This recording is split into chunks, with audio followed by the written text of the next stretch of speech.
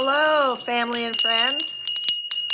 Welcome to Miss Christine's Yoga Studio. Woo!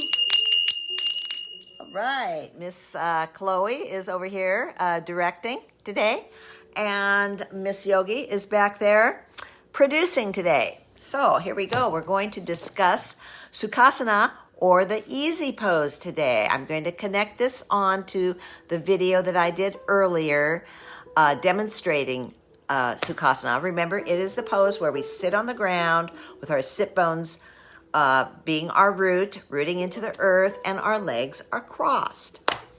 Now, it is also known as the easy pose, and it's really not that easy. The reason being is our sit bones are our root, and there's not much space between our root, the sit bones, and our torso.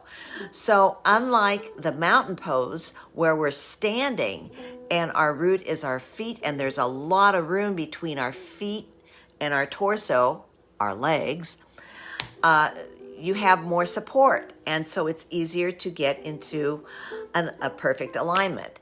Whereas in Sukhasana, again, you're sitting, not much room, and it's very easy to collapse and sink.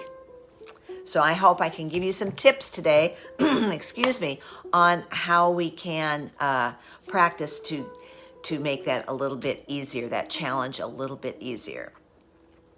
Okay, I'm going to start off with some props in doing this pose.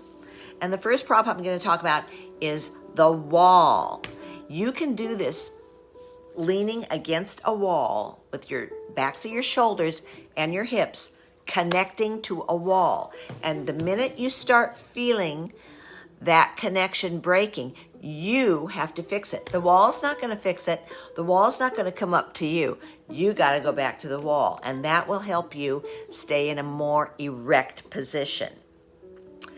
Another thing you can do for the easy pose, and this is for any sitting pose, is you can take a blanket or a pillow or a cushion. I have a very special cushion, and put it underneath your hips. This will raise you up and provide you with more space between the earth and your torso.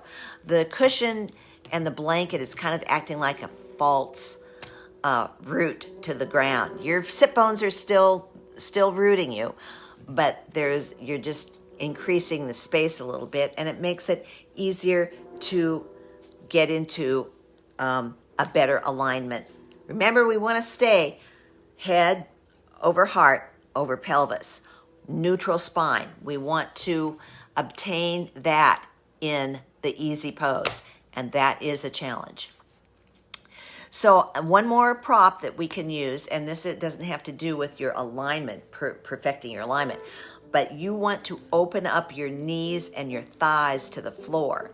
Sometimes it's hard to get those all the way down to the floor. So take a couple of blocks and put them underneath your knees and let your knees drop to those blocks. As your strength builds up, you can start removing those blocks and your knees will eventually go down to the floor.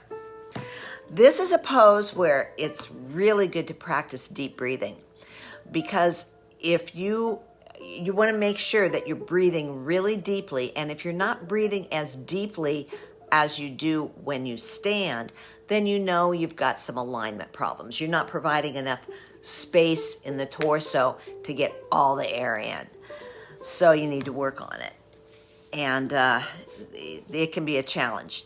The first thing you want to think about is the crown of your head. The crown of your head needs to go straight up to the ceiling. You need to feel that string pulling that crown right up. And by lengthening your neck, that will happen. A couple of little tricks and little exercises to do to lengthen that neck. There's one where you can just put your chin to your chest and come up straight. Chin to chest, straight.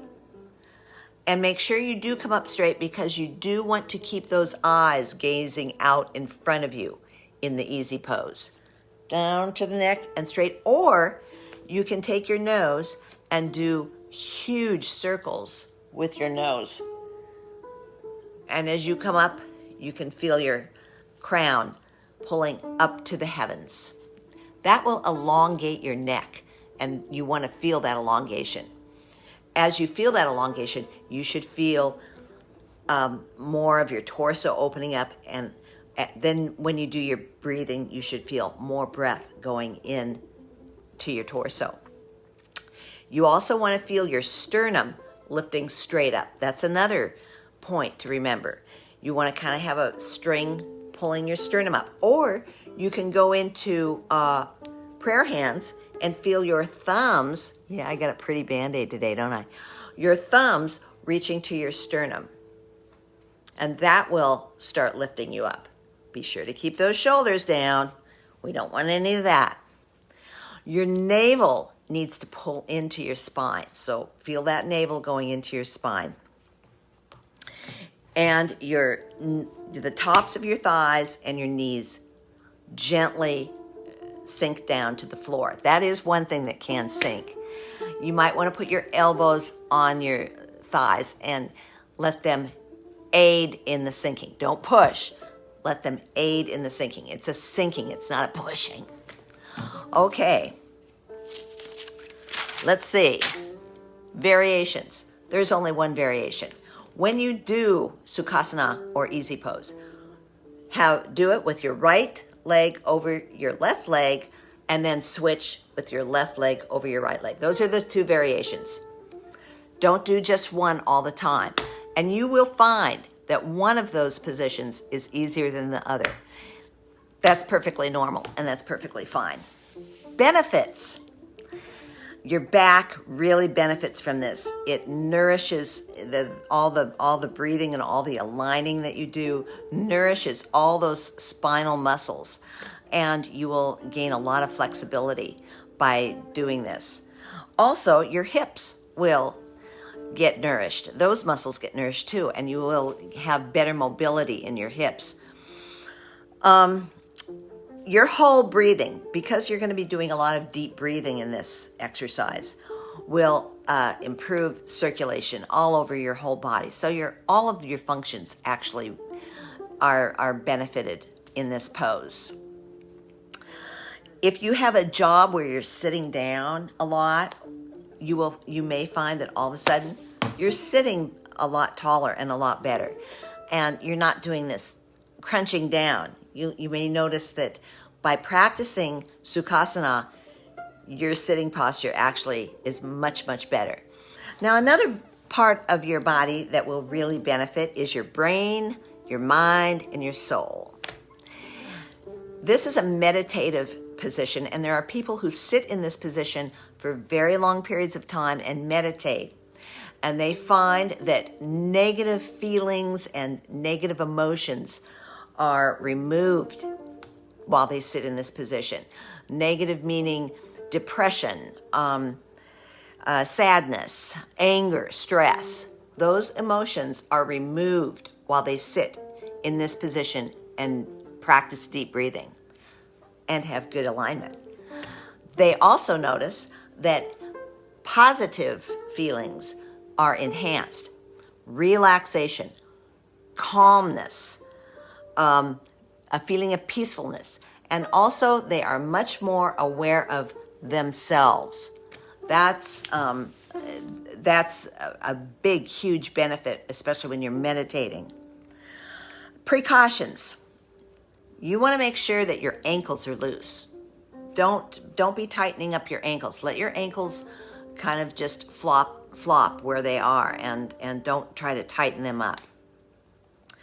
You, of course, like I mentioned, you want to have this crown of your head reaching towards the ceiling. That's the first line of defense in getting into a proper alignment with your torso.